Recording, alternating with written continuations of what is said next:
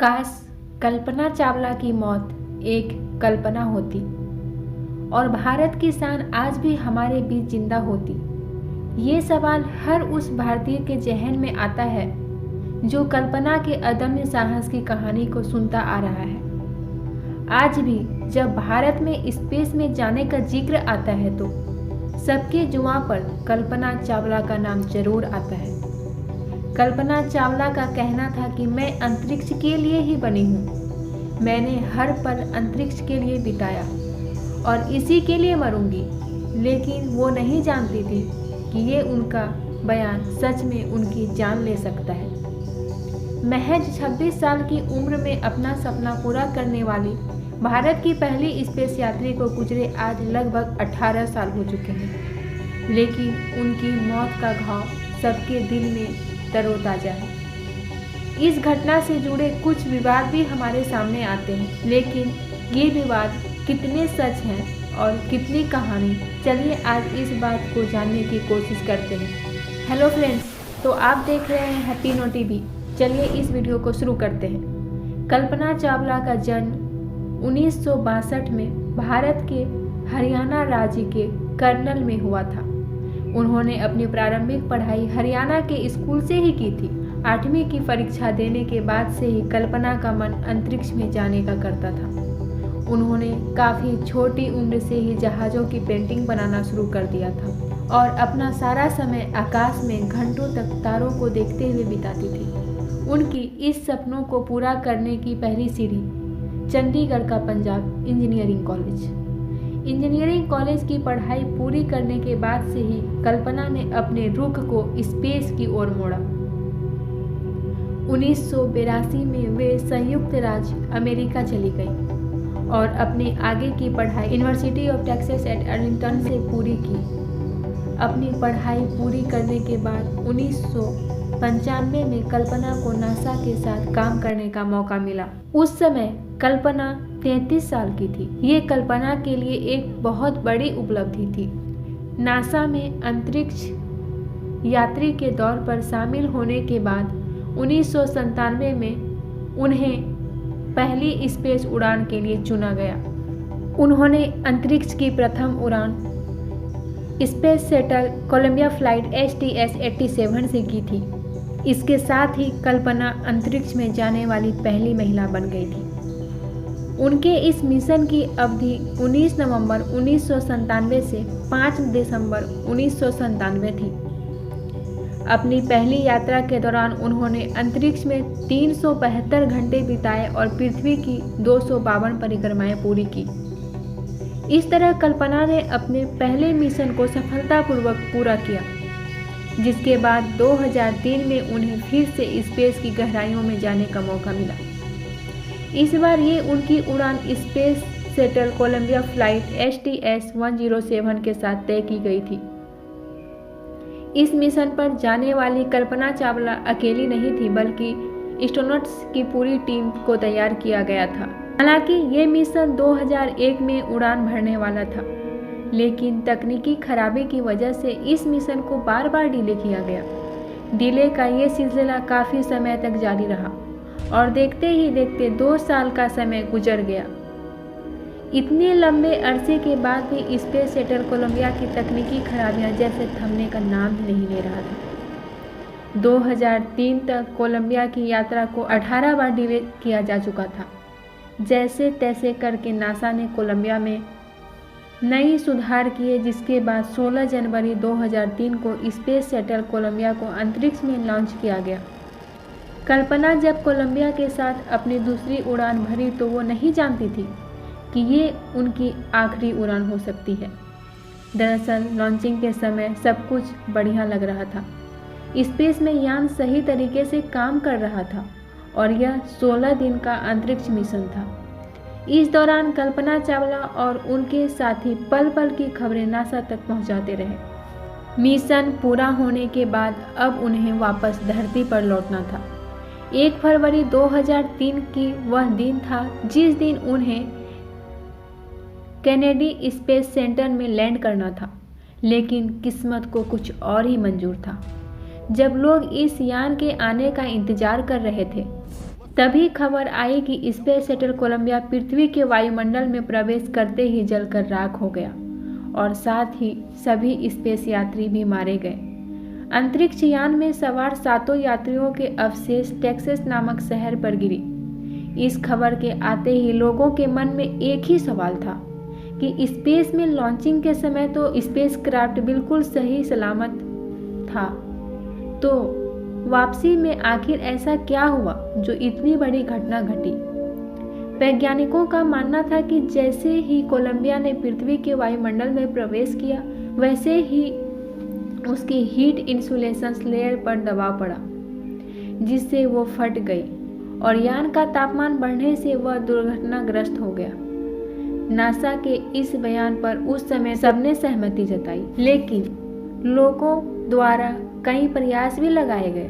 कुछ लोग ने नासा के काम पर भी संदेह किया और इतनी बड़ी दुर्घटना के लिए उन्हें जिम्मेवार ठहराया। कल्पना चावला की मौत का दुख जहां हर भारतीयों के दिल में घर कर चुका था, वहीं नासा के लिए भी यह एक बड़ी निराशा साबित हो रही थी। इस घटना की वजह से स्पेस शटल फ्लाइट ऑपरेशंस को 2 से ज़्यादा सालों के लिए निलंबित कर दिया गया, क्योंकि इससे पहले भी स्पेस शटल चैलेंजर जैसा भयानक हादसा हो चुका था, जो कि उड़ान भरने के 73 सेकंड बाद ही तहस नहस हो गया और इसके भीतर 7 बैठे क्रू मेंबर्स की मौके पर ही मौत हो गई थी। बता दें कि इस मिशन से अमेरिका वासी कई उम्मीद लगाए बैठे थे, क्योंकि ये पहली बार था जब एक आम नागरिक को स्पेस की यात्रा पर भेजा जा रहा था।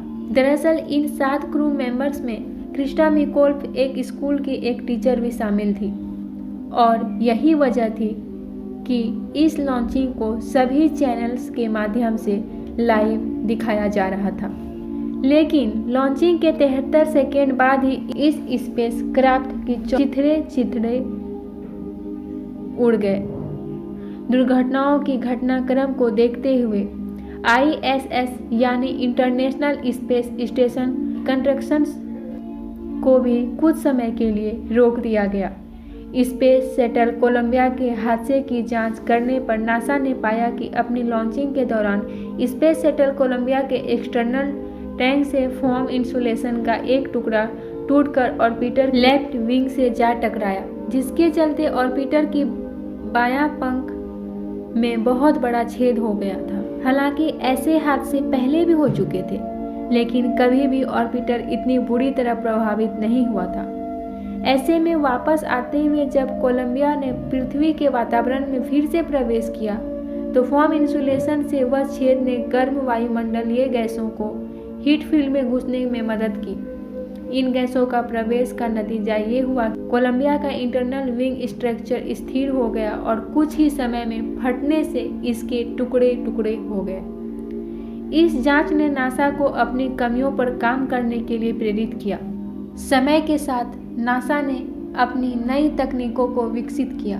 उन्होंने अपनी स्पेस यात्रा में सुरक्षा के लिए सेटेल्स थर्मल सिस्टम जैसे टेक्नोलॉजी को जोड़ा, ताकि भविष्य में इस तरह की स्थिति का सामना ना करना पड़े और अगर ऐसी कोई गड़बड़ी हो तो अंतरिक्ष यात्रियों को बचाने के लिए रेस्क्यू मिशन भेजा जाए। इस घटना को गुजरे 18 साल हो चुके हैं। वैज्ञानिक मानते हैं कि नासा आज कामयाबी की बुलंदियों पर है और स्पेस ने मंगल तक का सफर तय कर चुका है, लेकिन आज भी इस मिशन को लेकर नासा पर कई सवाल खड़े किए जाते हैं। दरअसल खबरें सुनने में आती है कि कोलंबिया स्पेस शटल की उड़ान भरते ही नासा को भनक लग गई थी कि ये यान सुरक्षित जमीन पर नहीं उतरेगा। कोलंबिया के प्रोग्राम मैनेजर ने सालों बाद यह दावा किया था कि नासा इस बात को पहले से ही जानता था कि फोम इंसुलेशन का एक टुकड़ा टूटकर ऑर्बिटर के लेफ्ट विंग से जा टकराया है। वह जानते थे कि वह वायुमंडल में प्रवेश करते समय 7 अंतरिक्ष यात्री मौत के मुंह में ही समाएंगे, लेकिन फिर भी उन्हें इसकी जानकारी नहीं दी गई। इस खुलासे ने सभी लोगों को सदमे में डाल दिया। हर किसी के जहन से सवाल था कि अगर नासा पहले से इस बात से वाकिफ था तो उसने इस बारे में क्यों कुछ नहीं किया। अंतरिक्ष यात्री के 16 दिन तक सभी यात्री हर पल मौत के करीब जाते रहे और उन्हें इस बात की भनक नहीं लगने दी गई कि वो सुरक्षित धरती पर नहीं आ सकते। वो जी जान से अपने मिशन में लगे रहे। वो पल पल की जानकारी नासा को भेजते रहे, लेकिन बदले में नासा ने उनसे इतनी बड़ी बात छिपाई।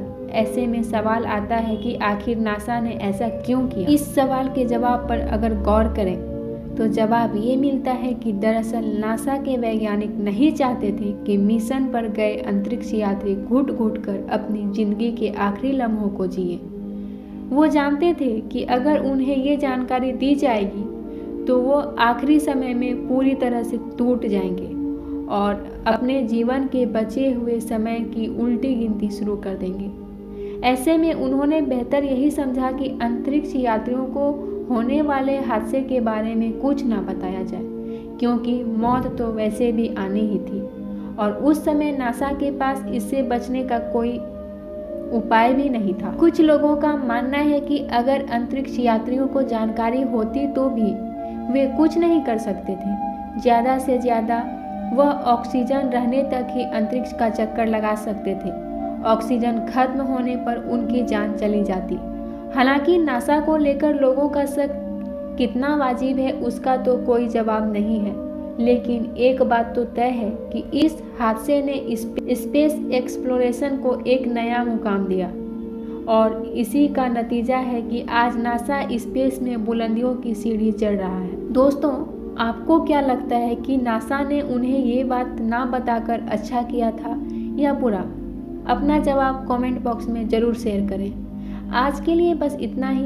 वीडियो अच्छा लगा हो तो प्लीज़ इसे लाइक और शेयर करें। साथ ही चैनल को भी सब्सक्राइब करें और बेल आइकन को प्रेस ज़रूर कर दें ताकि मेरी आने वाली वीडियो की नोटिफिकेशन सबसे पहले आप तक पहुंचे और आप उससे जानकारी प्राप्त कर सकें। Thank you.